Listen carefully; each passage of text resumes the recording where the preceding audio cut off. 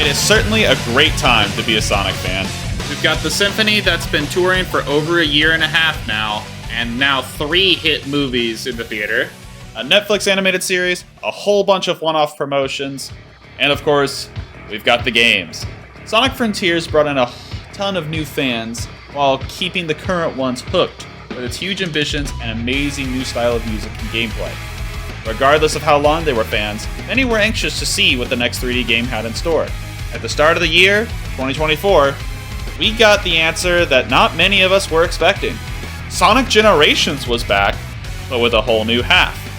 Shadow Generations, yes, that's what I've been calling it, just to not ever confuse the two, was announced in January of this year, and was constantly teased and showcased throughout the year until it was released in late October on all platforms. It showed a slightly updated version of the beloved 2011 game, while showing a brand new Shadow story in the style of Frontiers, giving us 3 different gameplay styles in total. I saw every announcement during the build-up, but kept away from the outright gameplay spoilers from the tech demos that they had. Needless to say, I was incredibly excited from the start. I got the early access version and played day 1 to get the experience before it, and inevitably got spoiled on Twitter because, good lord people, let the game be out for a week before y'all show anything. Now that the initial playthroughs are wrapping up, and 100% playthroughs are plentiful, myself included, how good is the game? Now I will say this is obviously my personal opinion and experience with the game, and that means I'm going to spoil the game, and I'm going to say things that you might disagree with. You might even wonder how valid my opinion is, seeing as this is the first ever full review that I have done. I'm here to tell you, simply, that I have been a Sonic fan since I first played Heroes on my GameCube, and have played the ever-living fuck out of the original generations, grinding the time trials, the 30-second trials, and just absolutely loving the game. And I have been playing Sonic games throughout the majority of my life, starting with Heroes. I've covered all the bases, finally going around and clearing my 100% playthroughs, but Generations is one that I always go back to. So, what validity does my opinion have? Jack and shit. At the end of the day, I'm just another Sonic fan, and I just had a strong feeling about this game to make a long-ass review on it. This is one of my favorite games that I have ever played, and seeing a whole new version of it, that's going to be something that I have a lot of sentiment and real connection to. I want to see how this is going to go out, and I want to talk about it. So, there are definitely things that I will criticize and complain about in this video, but make no mistake, my overall experience with this game has been one of my favorite Sonic experiences to date. So, without further ado, hey everyone, I just wanted to jump in here real quick and apologize for the delays on this video. I actually had the entire script written out, recorded, and was starting to work on this video at the beginning of December. Then I realized that the Sonic 3 movie pack was actually releasing the very next week. So I was like, okay, well, let me hold off and include that in there. And then that weekend, I was actually traveling to New Jersey to see the Sonic Symphony in Newark. Amazing time, by the way, but that delayed it another week. And then, on top of that, the very next week was the Sonic 3 premiere. For the Sonic 3 movie. I'm like, well, I guess I'm waiting a little bit longer. So, sorry again about all the delays, but I do have the Sonic 3 movie pack included in this, so I'll give my thoughts on that later. I was holding off on it just in case there were quality of life changes or any major update. Spoiler alert, there's not. It is just the level, some challenges, and some more collectibles, but we're going to be talking about that later. Enjoy the video. So, without further ado, let's get into the game. Now, I am going to be talking about the entire game, including the revamped Sonic Generations, but let's get a few things out of the way real quick. I won't be telling the whole story because there isn't really much to tell. There's not very many cutscenes to actually talk about, but I absolutely loved this version of Maria and Gerald. Fantastic voice work and dialogue from these two, and the second game in a row to get me misty-eyed. I wish that there was a little bit more to each of them, but honestly, very happy with how the story turned out, and very happy especially with the interactions with Maria, Gerald, and Shadow. I won't talk about individual challenges for levels or the hub world challenges, but I will talk about them as a whole. I will not try to make an argument for what should have been included versus shouldn't have been included in the game, because honestly, it contributes nothing, and it's just a preference of gameplay and music. And just to clear this up as well, I did play the Steam version for my early access, so I'm not aware if there are console-specific glitches, but I am very aware of some of the glitches in this version. We'll get to that later. Shadow Generations is playable from the start without touching the Sonic portion, although if you haven't played the original Sonic Generations, I would highly recommend doing so first to familiarize yourself with how the game works. And because the control differences are nicer to learn that way. Again, we'll cover that in a second. This game follows the open world nature of Sonic Frontiers, but keeps the hub world style of the original Generations. This means there are plenty of ways to travel around the hub world, and plenty of things to collect, such as extra music, lore, or concept art. There are these chests that require the new medals found in every level and challenge. These are basically the new version of the Red Rings. Getting a little out of order here, but these are awesome. Very simple alternate pathways that encourage exploration and don't require insane precision like some of the Red Rings in the original game.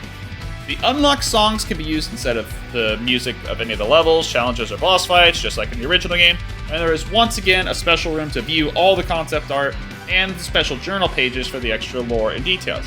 Definitely worth a read if you get the chance. Some of the detail that they put in Gerald's journal is amazing.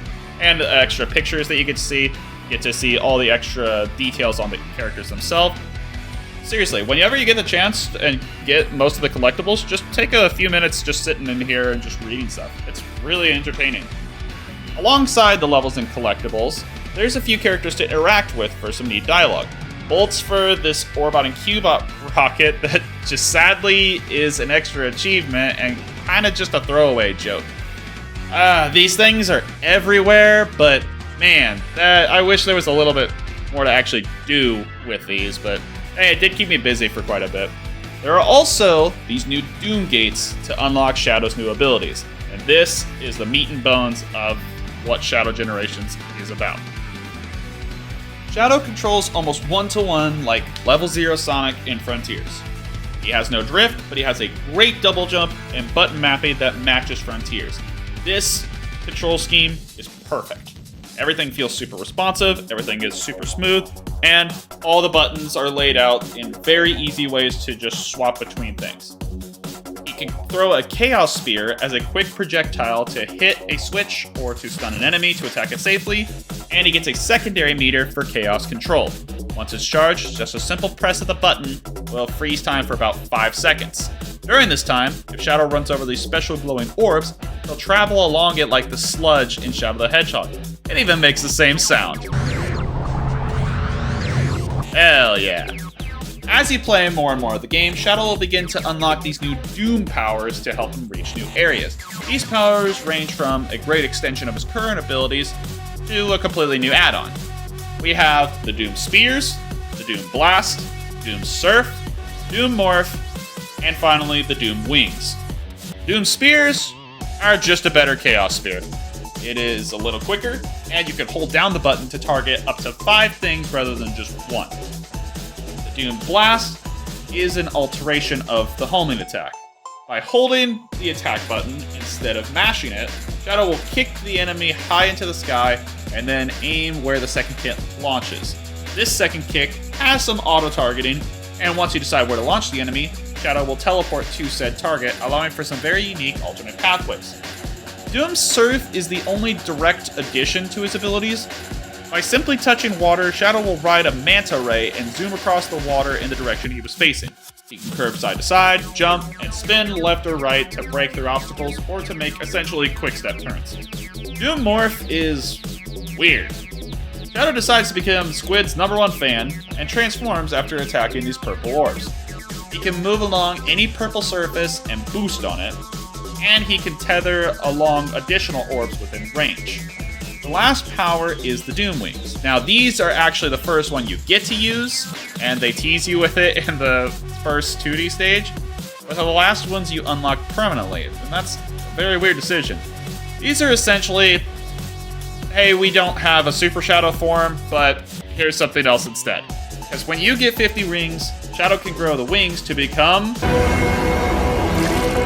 and fly in the air rather than boosting. His flight is only limited by the ring count or the boost meter, both of which refilled very quickly with new rings gathered in those flight paths. These new powers give a ton of variety for gameplay, but unfortunately, they aren't all exactly fun or easy to use. I really wish that Blast was more utilized than just on heavy enemies to give new ways to get through homing attack chains. And my only issue with the wings is that you get teased with them so early on and that you can't use them until the literal end of the game.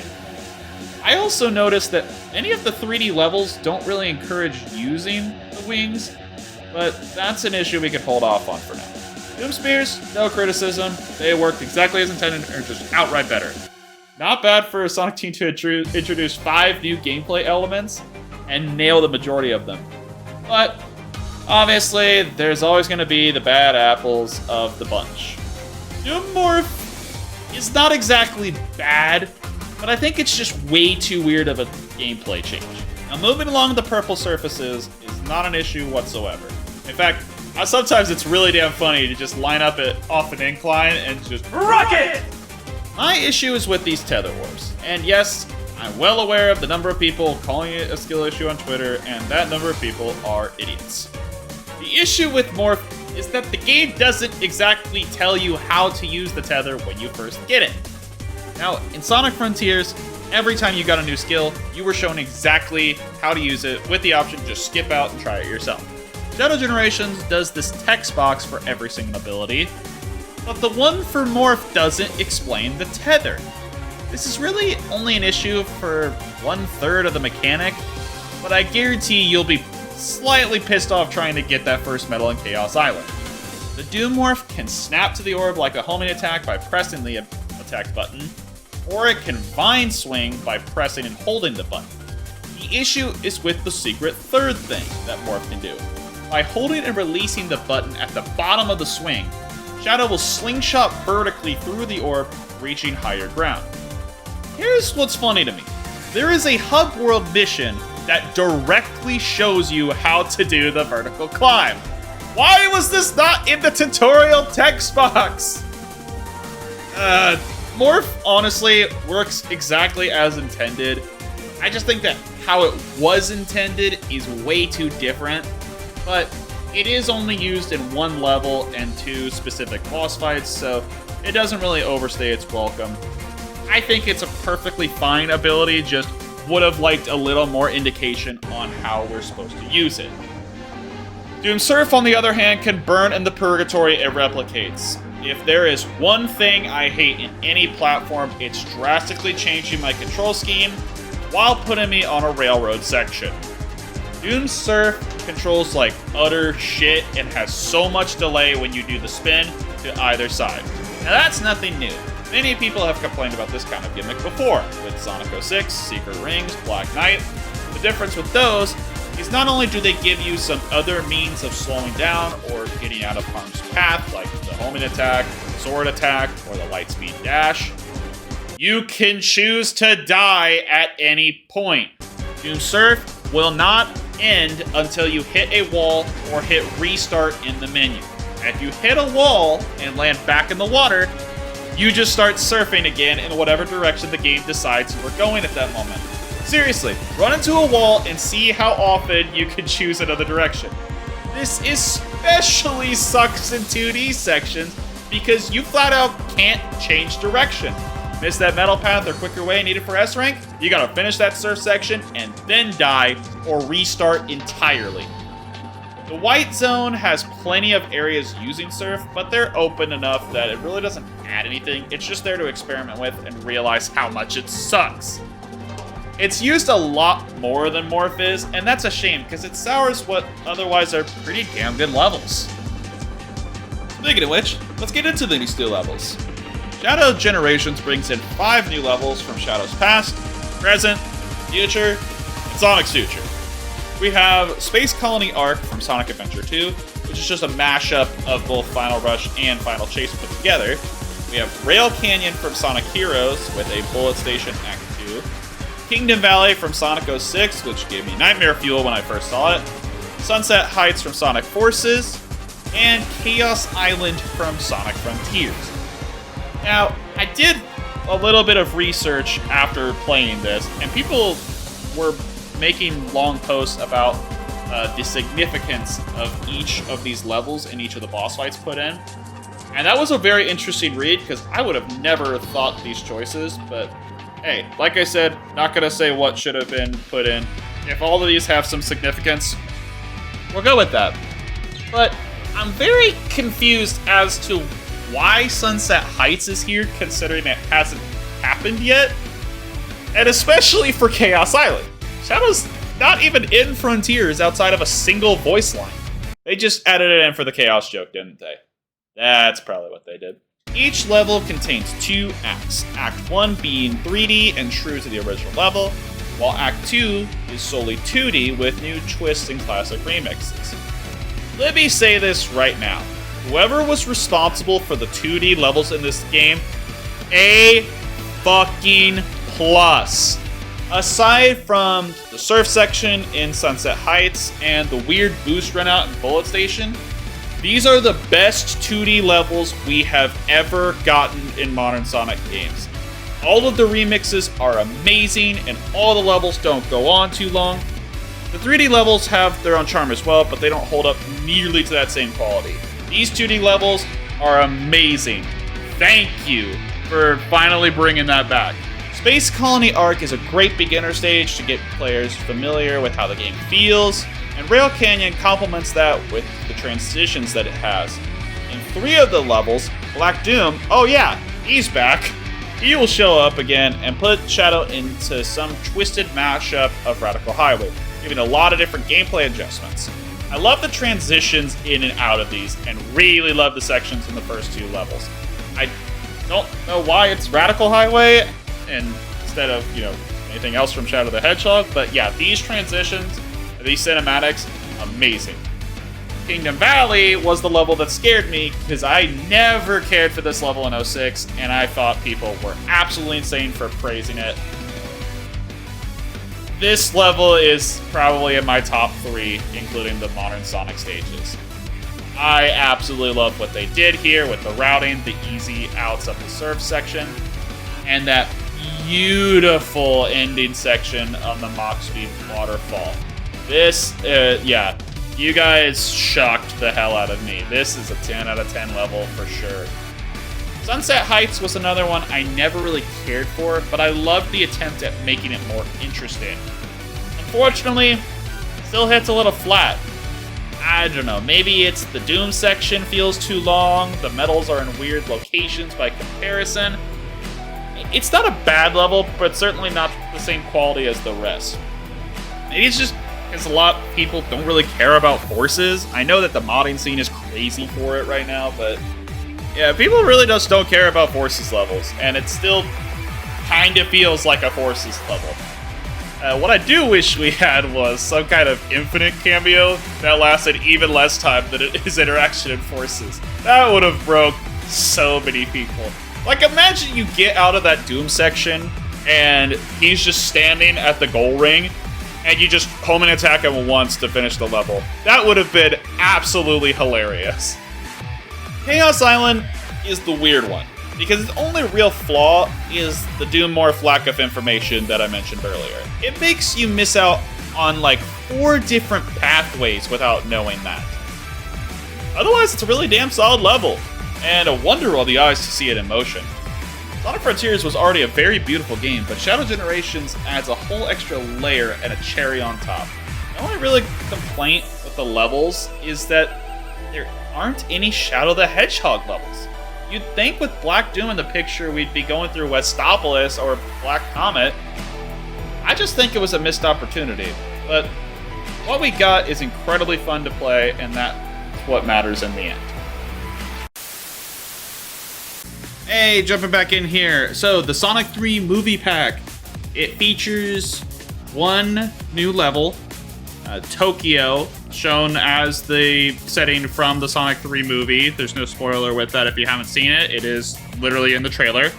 But It is set in Tokyo. Shadow is fighting gun, and Shadow actually has his movie design, and it is completely voiced by Keanu Reeves. All of the cutscenes, all the little sounds that Shadow makes, like his little grunts, little voice lines, Chaos Control, all of it is completely voiced by Keanu Reeves. Actually, love the cinematics in this level. It's just a better tutorial level, if I'm going to be completely honest. There's nothing super special going on here gameplay-wise. It's kind of just a tutorial level, which is kind of funny because you have to beat the Space Colony Arc Act 1 before playing this.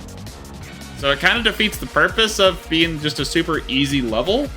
But hey, I can't really dock it. It was fun to go through. I'm not going to lie. It was fun to go through. The cinematics are really fun, but there's nothing amazing here gameplay-wise. And that, honestly, kind of goes to the challenges as well. The challenges are actually kind of fun with the routing that you have to do for it. The balloons and the rings are, like, very different gameplay-wise. But, again, nothing groundbreaking. It's just extra content that isn't really harmful at all. It's just, hey, there's a new stage to play. I will say, though, they do a Westopolis remix for this. So they were listening. They were definitely listening that we wanted something Shadow the Hedgehog related besides Black Doom. And actually, it's a really good remix. I really liked this. It also seems like they're teasing more of this kind of stuff in the future. Don't know if it's specifically going to be Sonic 3 or if they're going to be doing more movie stuff in the future, if there's anything that's going to be added to this game. But I'm really excited to see what else they might do with it, if anything at all. This level also has different collectibles. It's not the medals or anything like that from either of the previous generation. Well, I can't say previous generations, it's the same game. But there's no red rings, there's no medals. What it is just 6 trading cards, essentially, and you get to view these cool posters in the collectibles room. That's the entire update. I'm not gonna lie. That's the entire movie pack. Nothing incredibly special, just, hey, it's fun for a little distraction and some extra content. I did play around a little bit, though, because I was wondering if there was any distinct changes, and I saw that you could do this little quick step, or quick stop, with the Doom Surf. I was like, huh, I wonder if that's a new addition, or if that's something I've just never done. So I immediately went to the Sunset Heights Act 2 surf section, because that's the only one that drove me batty. I'm like, nope, this still sucks dick. Anyways, that was all about the Sonic 3 movie pack, so back to the video. Once you complete both acts in the levels of an area, you can fight the boss for that area. The boss door needs to be unlocked by gathering mission keys, just like the first game. There are 2 missions for each act of each level, with Chaos Island getting 3 for each. The missions aren't very challenging as a whole, and thankfully, none of them have that stupid friend gimmick from the original game. Seriously, some of those were the worst. Once you gather the keys and unlock the door, you can fight said boss. We have 3 bosses from Shadow's past. BioLizard from Sonic Adventure 2, Metal Overlord from Sonic Heroes, and Mephiles from Sonic is the Human. BioLizard is a fight I absolutely knew they were going to deliver on because of how shit its previous versions have been. It's still a ton of waiting around, but there's a lot more going on than just running in a circle, dodging the same projectile over and over. There's even a way to make it go faster using Chaos Control, but it does require you to have a charge to actually deliver the final blow. The only real complaint with this fight is that for some reason, the lyrics are missing from the song, which is incredibly odd given that the tech demo they had for this fight has the lyrics in it. I don't think it's that big of a deal because the remix is a banger regardless, but that's such a weird choice to make. Why would the final product not have the lyrics that the tech demo had? Whatever. It's certainly a great improvement over the previous versions. That's what matters at the end of the day. Metal Overlord is back, and holy shit did he wake up on the wrong side of the paradox. The new voice and model are amazing, and the background of the fallen fortress makes for a great set piece. Unfortunately, this entire fight is done in Doom Surf, and it doesn't take long for the issues I've mentioned before to show up here. Okay, if I'm being perfectly honest here, the only issue is jumping after spinning. They give you plenty of room to move around, but you're obviously going to try to score in as many hits as possible and get punished for doing so because of the jump delay. Also, they put another checkpoint in the boss fight. Woohoo! This fight's presentation is amazing, though. I didn't think we could recreate the feeling of the Titans from Sonic Frontiers, but Metal Overlord certainly gets close with his voice and cutscenes. S-ranking this fight should give you every cutscene, so you'll understand what I mean. My only issue is, once again, the music for this rematch, but it's for a much larger reason. This is the only song in the entire game to not be remixed. Don't get me wrong, What I'm Made Of is an absolute banger of a song. But why did Open Your Heart get a remix 12 years ago? And spoiler, but All Hail Shadow gets remixed in this game. But this one just gets cleaner audio? What's really funny to me is that the song is broken in half for both phases of this boss, but if you change the music, it'll just run as normal with no skipping and looping. Just to test something, I used Breakthrough It All and ran through the entire song in one attempt, literally ending on the last note perfectly. Kind of proud of myself for that one, if I'm not gonna lie. Breakthrough It All is 30 seconds longer than What I'm Made Of. So, you are pretty much guaranteed to hear What I'm Made Of loop at some point. That's just a weird as hell decision, honestly. And again, just a missed opportunity.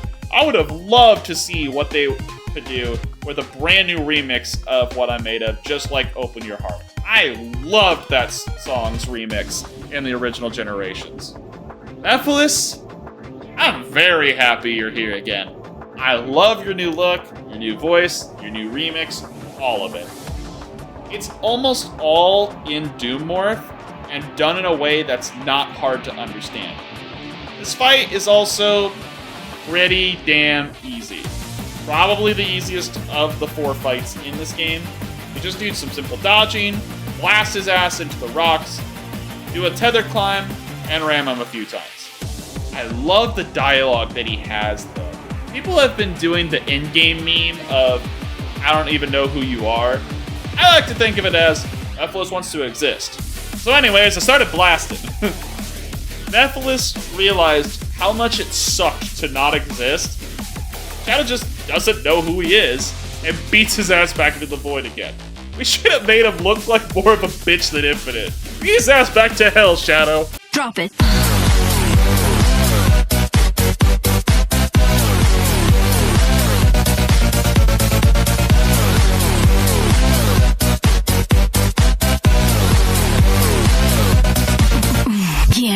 I should mention it since I talked about the music for the boss fights, but all the level themes remixed for this game are once again A+.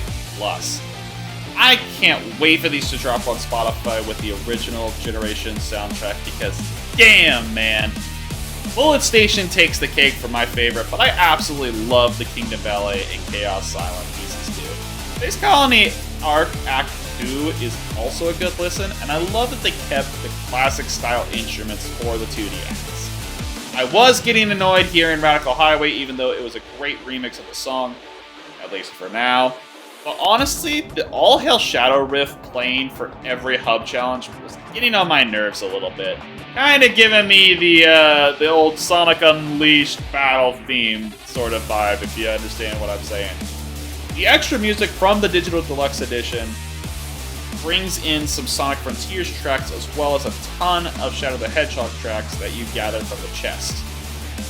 Plenty of new hilarious combinations that still won't reach quite the stupidity of Splash Hill's Own Perfect Chaos.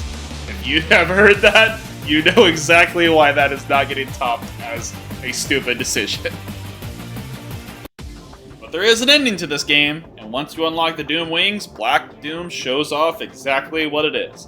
Turns the sky red, finally opens up for the final encounter, and god damn it, it's Radical Highway again! Okay, seriously, I get that it was Shadow's first level and the peak of his vengeance that he wants to overcome, but this should have absolutely been Westopolis instead.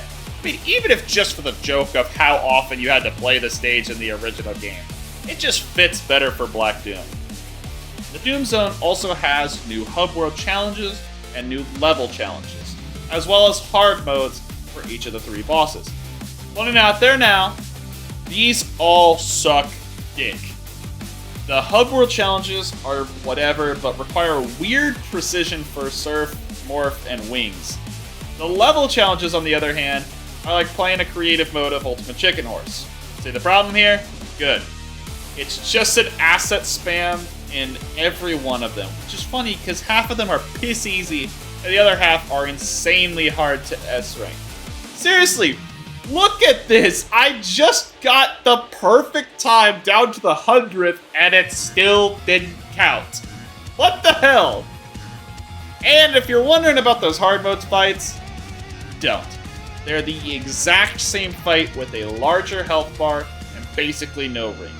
Just a very stupid handicap like the extreme mode in Sonic Frontiers. But of course, at the top of the Radical Obstacle Course lies the greatest pile of shit in this game. Radical Highway. I mean, come on, it was obvious by this point that that's what the final level was gonna be. Unlike the previous levels, both of these are in 3D, and they utilize the Doom Wings quite a bit. You get the option to play without them, and then realize how shit of an experience that is, and go back after 2 minutes. Honestly, Act 1 isn't too bad. There's just a lot of annoying stop-and-go sections that weren't in any previous levels. And I hate when levels just break the pace of running through everything, and it's especially weird here when you have the wings to just fly through every other part of the level. Nobody liked the stop-and-go shit in Sonic 4. Nobody liked it in Planet Wisp with the original generation. Why are we doing it again here? Actually, while we're on the subject of Planet Wisp, I'm gonna need all of y'all to sign this formal apology to Planet Wisp Act 2. Because we gave this level far too much hate without knowing just how bad it could have been. Radical Highway Act 2 is probably up there for the single worst boost level I have ever experienced. Honestly, probably just below Eggman Land. This level has absolutely nothing going well for it, except the remix and one singular fun section with the wing. The rest of it is just the insane stop-and-go bullshit that is amplified by these spongy enemies blocking your path. Why are they here? You're just brain-dead mashing against them until they finally die, just to unlock a cable or a spring to continue. What is the point of them? This level just drags out way longer than it has any right to, and it is embarrassment of both the final level and the level it originated from. After that abomination of a level, we finally get our rematch with Devil Doom. How are we going to do it this time? Use the wings and spear his eyes like Shadow the Hedgehog, chase him down and change perspectives like Time Eater, a Frontier-styled slobber knocker? Nope! We're just gonna do the exact same shit as Metal Overlord. This section is lame as fuck, no exception. It is literally the exact same gameplay with new debris patterns.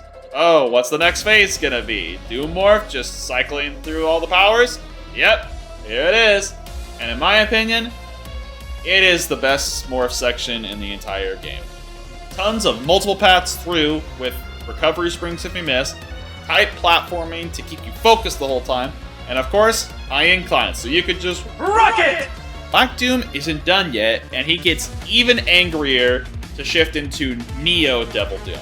Shadow unleashes the wings to go after him in a Star Fox style fight similar to the 3D version of Time Eater. What's weird about this is that it doesn't actually tell you about the control change unless you have the hints on. And this is the only instance it controls like this. In the 3D levels, you can't freely change elevation. You're just dashing forwards. So, this was really weird for me to figure out by accident since I turned off the hints after hitting them for the 5th time and getting annoyed with it. And I just kind of held the top like a dumbass. Oh well. But this fight is certainly better than Time Eater. Nothing too impressive, but it is certainly a fun experience. The All Hail Shadow remix kicking in for Neo Devil Doom is a great rush of adrenaline. I am glad they did that instead of I Am All of Me. You kick Black Doom's ass in a horribly rendered cutscene. I really don't know what happened here. But your mission is complete. Maria and Gerald go back to their time, and Shadow sheds a tear on his way to watch Sonic beat Eggman's ass again. Overall, I do have my issues with the game, but as you can read in the title, I think this is a great second step for the franchise to take. Sonic Frontiers laid the groundwork for the modern control scheme, and Shadow has now given us amazing level design to complement that, as well as a great showcase of new ideas. The thing to remember with this franchise is that none of the games are perfect. There's always going to be flaws. But I think this is a great second step to the point of minimizing those flaws and just getting back to making fun as hell games. I think their next step, honestly, should be perfecting their gameplay and level ideas. They've nailed the story in these last two games, so I'd trust them with whatever, but I just want to play a whole bunch of levels over again. Sonic Frontiers had a little more than I'd expect, especially with the major length differences, and 12 in this game just seems a little short even with the bosses. This game was an absolute thrill to go through on my first playthrough. Besides the Doom Zone and collecting all the medals, it's something that I'm going to be going back and playing over the years. Highly, highly recommend picking this one up if you're a fan of the series, or even just looking for a starting point. Sonic Generations is already a great game, and getting this on top of that is pretty much what I would say the definitive Sonic experience. Before we go, let's take a look at that remastered Generations. Sonic Generations still remains as my personal favorite in the series, and this remaster runs like absolute butter. No load times whatsoever, and smooth frame rates with almost no lag. I did have a few points of lag in both Shadow and Sonic Generations, but honestly, it was done in like 3 seconds, and it was once in a blue moon. Nothing too bad whatsoever. The game had a few major changes, but the music, level design, and the levels themselves are the exact same thing.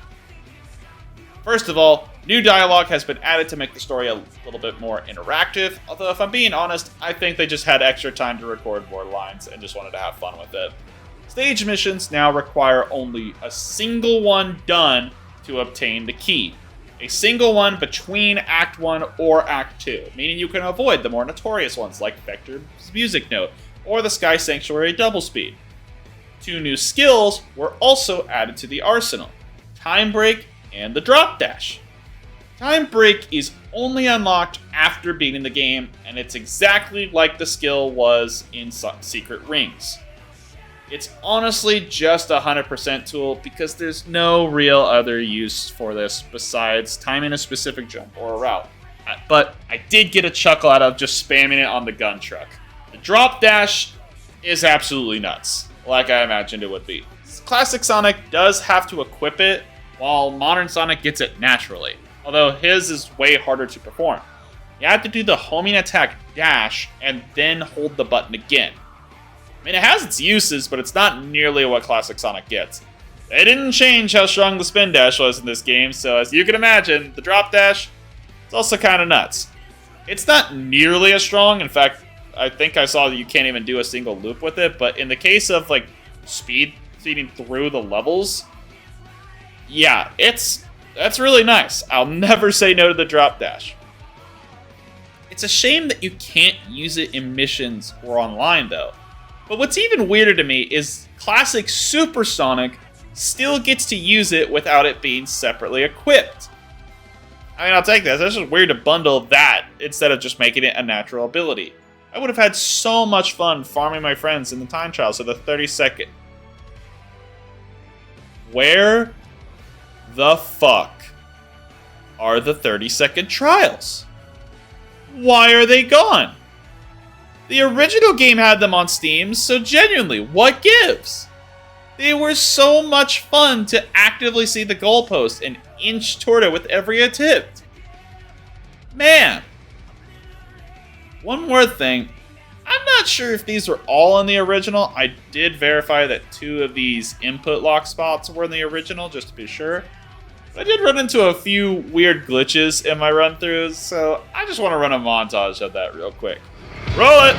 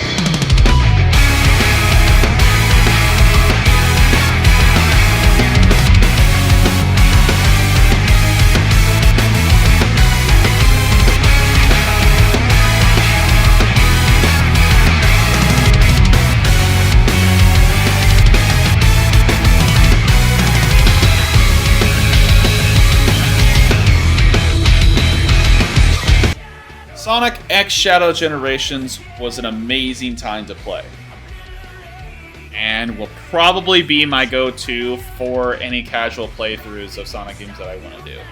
Honestly, cannot recommend this enough just as a genuinely good platform. There's so much history and so many great moments to experience in this gameplay. It's got its issues, but I mean, what game doesn't? I mean, with this series especially, you're gonna have your issues, you're gonna have your gripes. No game's gonna be perfect, but man, this is certainly an experience to go through, and especially a great one to go through if you haven't played the original game. But that's gonna be the end of my thoughts here. I do have a few other things that I want to say before I sign off.